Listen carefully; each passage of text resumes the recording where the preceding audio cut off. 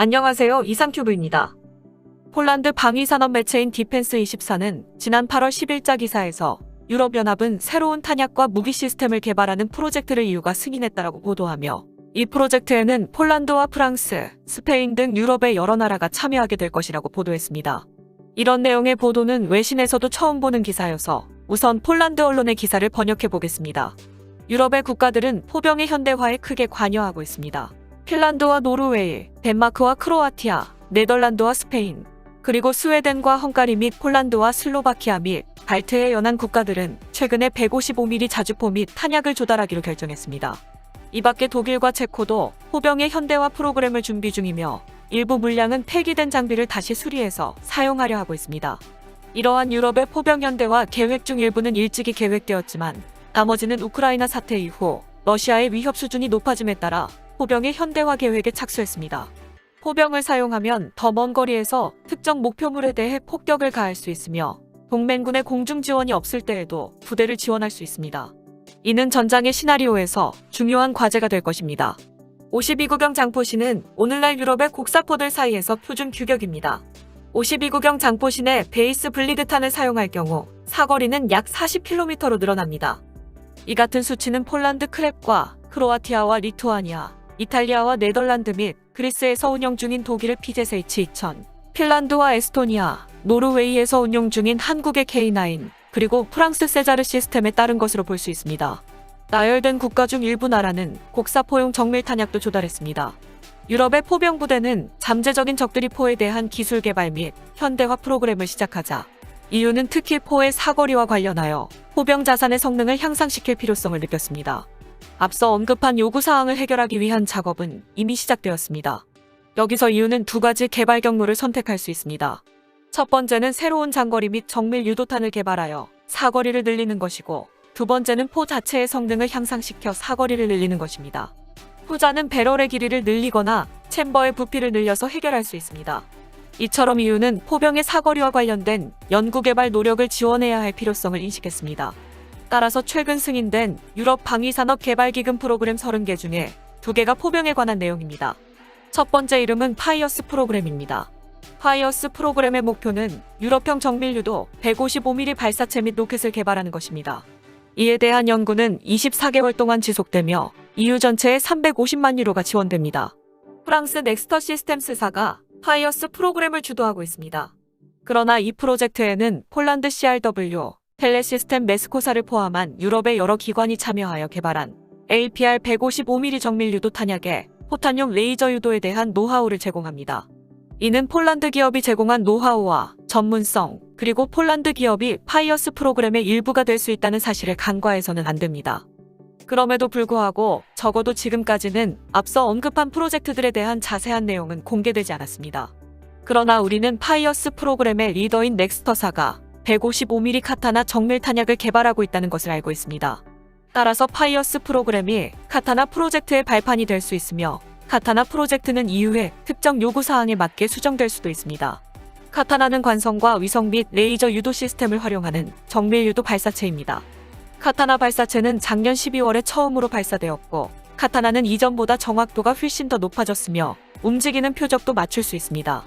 이 발사체의 초기 버전은 최대 사거리가 30km가 될 것이며 다음에 배치될 개량형은 최대 60km의 사거리를 제공할 것입니다. 60km의 사거리는 세자르와 크랩, 그리고 K9와 같은 52구경 장포신과 거의 같습니다. 하지만 탄약이 더 나은 성능의 곡사포와 함께 사용될 경우 사거리는 훨씬 더 늘어날 것입니다. 특히 파이어스 프로젝트는 탄약과 함께 로켓 발사체의 개발도 포함하고 있습니다. 그러나 로켓 발사체의 개발에 관한 구체적인 내용은 공개되지 않았습니다. 그러나 MBDA 프랑스가 로켓 발사체를 개발하는 기업 중 하나라는 점을 유의해야 합니다. 독일 MBDA도 최근에 사거리 300km의 경순항 미사일에 관한 테스트를 시도했으며 스페인도 포병용 정밀 로켓을 개발하고 있습니다. 두 번째 프로젝트인 이컬러스는 155mm 자주포와 로켓 발사기로 구성된 하이브리드 트럭 플랫폼을 기반으로 현대화된 유럽의 포병 시스템에 필요한 기술을 개발하는 것입니다. 새로운 플랫폼은 글로벌 개발 동향에 따라 높은 수준의 자동장전 시스템을 보여줄 것입니다. 또 다른 기능은 강력하고 상호 운용적이며 안전한 통신 제품입니다. 이런 이컬러스 프로젝트에는 스페인 이베리스 에어로스페셜 YD페사가 주도하며 유럽의 에어버스와 프랑스의 넥스터, 그리고 이탈리아의 레오나르도와 이베코뿐만 아니라 슬로바키아의 콘스트럭트와 체코의 타트라 및 핀란드의 파트리아와 기타 슬로바키아와 스페인 및 그리스 기업들도 참여합니다. 이 프로젝트의 목표는 트럭 플랫폼을 기반으로 하는 현대적인 사격 통제 장치를 갖춘 유럽식 로켓 포병 시스템을 만드는 것입니다. 이 프로그램이 개념 연구를 넘어 계속 진행된다면 자주포의 자동화 및 유효 사거리 영역에서 현재 시장에 나와 있는 모든 자주포를 능가하는 155mm 포병 시스템이 개발될 것입니다. 유럽형 자주포의 개발은 유럽의 다른 국가의 활동을 고려할 때 충분히 가능할 것으로 보입니다. 독일은 여기에서 좋은 예입니다. 라인메탈은 V랩과 같은 사거리 확장 탄약을 개발하고 있지만 동시에 차세대 포병 시스템도 개발하고 있습니다. V랩 탄약은 이미 사용 중이며 최소 하나 이상의 나라에서 이 탄약을 조달했습니다. 이 탄약은 52구경 장포신을 갖춘 표준 곡사포에서 발사할 경우 60km를 넘는 사거리를 갖습니다. 남아프리카 공화국은 2019년에 업그레이드된 G6 곡사포를 실험했습니다. 배럴의 길이는 여전히 52구경이었지만 챔버는 25리터까지 확장되었습니다. 이를 통해 최대 76km까지 사거리를 확장할 수 있었습니다. 독일의 라인메탈사는 83km의 사거리를 가진 최대 69경 장포신과 개조된 챔버를 갖춘 새로운 곡사포를 개발 중입니다. 또한 최근 독일 연방군은 미국의 노스롭 그루먼과 독일산 탄약의 미국산 PGK 키트를 통합하는 것에 대해 합의했습니다. 유럽은 유럽연합이 지원하는 나라들 간의 협력을 통해 포병 능력을 개발하고 있지만 미국과도 협력하고 있습니다.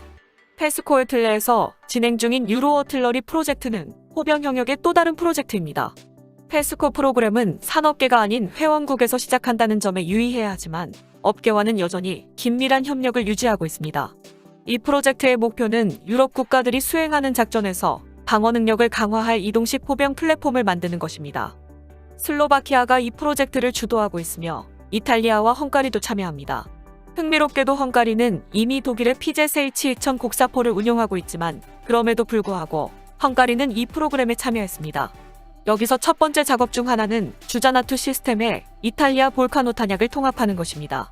볼카노는 레오나르도와 여러 파트너가 개발한 정밀 유도 무기 체계입니다. 볼카노는 155mm 곡사포와 127mm 함포용으로 사용되는 탄약입니다. 탄화는 BER 및 GLR의 두 가지 변형으로 제공됩니다. 이처럼 분명히 알 수 있는 것은 현재 유럽 국가들은 EU 자금을 사용하여 포병 전력을 강화하기 위한 조치를 취하고 있다는 것입니다. 앞에서 보듯 유럽의 포병 전력 강화의 노력은 두 가지로 진행된다는 것을 알 수 있습니다. 첫 번째로 가장 눈에 띄는 것은 새로운 유형의 탄약을 개발하는 것입니다. 탄약은 기존 포병 전력의 능력을 점진적으로 향상시킬 수 있습니다.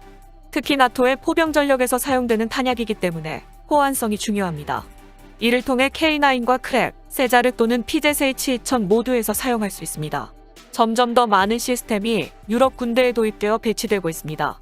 폴란드는 현재 세계에 155mm 크랩 중대를 보유하고 있으며 각각 23문의 곡사포를 보유하고 있습니다.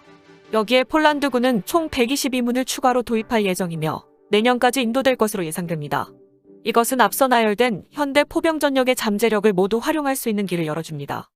또한 폴란드의 텔레시스템 메스코사가 유럽 방위산업개발 프로그램 내의 프로젝트에 참여하는 것은 주요한 업적이며 폴란드가 유럽의 포병 자산 개발 프로젝트에 참여할 수 있는 기회로도 간주될 수 있습니다. 이상이 기사의 전문이었습니다. 기사의 내용을 함축하면 유럽의 여러 나라들이 러시아의 우크라이나 침공으로 포병 전력을 강화하고 있으며 앞으로 유럽은 유럽 방위 기금을 이용하여 유럽에서 표준으로 사용할 수 있는 포병 자산을 개발하고 있다는 내용입니다.